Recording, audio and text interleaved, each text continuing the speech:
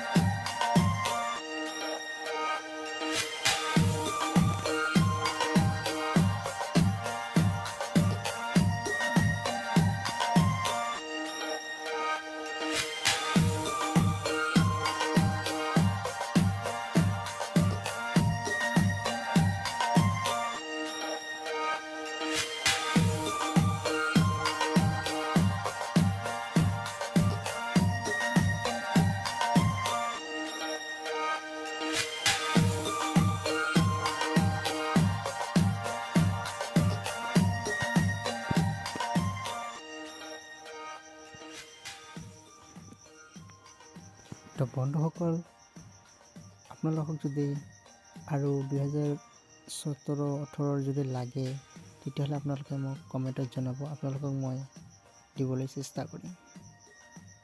ধন্যবাদ।